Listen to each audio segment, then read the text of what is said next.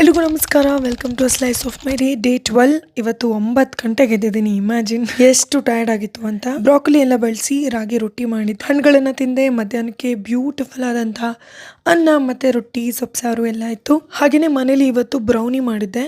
So ಅದ್ರ recipe share ಮಾಡ್ತೀನಿ. ಒಂದು ಬೌಲ್ ಓಟ್ಸ್ ತಗೊಂಡೆ, ಅದೇ ಬೌಲಲ್ಲಿ ಬಾದಾಮಿ ತಗೊಂಡೆ, ಎರಡನ್ನೂ ಚೆನ್ನಾಗಿ ಮಿಕ್ಸಿ ಮಾಡ್ಕೊಂಡೆ. ಸೊ ಅದು ಗ್ರೈಂಡ್ ಆದಮೇಲೆ ಪೌಡರ್ ಫಾರ್ಮ್ ಸಿಗುತ್ತೆ. ಈ ಪೌಡರ್ನ ಒಂದು ಬೌಲ್ಗೆ ಟ್ರಾನ್ಸ್ಫರ್ ಮಾಡಿಕೊಂಡು ಇದಕ್ಕೆ ನಾನು ಒಂದು ಅರ್ಧ ಕಪ್ ಕೋಕೋ ಪೌಡರ್, ನಾನಿಲ್ಲಿ ಸಕ್ಕರೆ ಬಳಸ್ತಾ ಇಲ್ಲ, ಬದಲಾಗಿ ಒಂದು ಬೌಲ್ ತುಂಬ ಬೆಲ್ಲವನ್ನು ಹಾಕ್ಕೊಂಡೆ.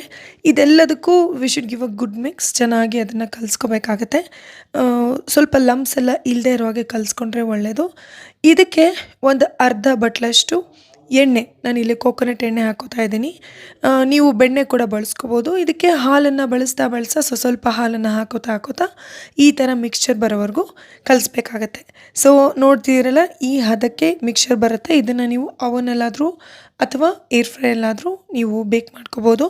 ನಾನಿವತ್ತು ಏರ್ ಫ್ರೈಯರಲ್ಲಿ 160 ಡಿಗ್ರಿ ಟೆಂಪ್ರೇಚರಲ್ಲಿ 20 ಮಿನಿಟ್ಸ್ ಬೇಕ್ ಮಾಡಿದೆ. ನೋಡಿ, this is the final output. Brownie beautiful ಆಗಿ ಡಿಲೀಷಿಯಸ್ ಆಗಿತ್ತು, ಸಿಕ್ಕಾಪಟ್ಟೆ ಯಮ್ಮಿ ಆಗಿತ್ತು, ಎಲ್ಲರೂ ಇಷ್ಟಪಟ್ಟರು. ಹಾಗೆಯೇ ಅ ಕರೇಜ್ ಟು ಬಿ ಡಿಸ್ಲೈಕ್ಡ್ ಪುಸ್ತಕದ ಜೊತೆಗೆ ಇನ್ನೊಂದು ಪುಸ್ತಕ ಓದೋಣ ಅನ್ನಿಸ್ತು.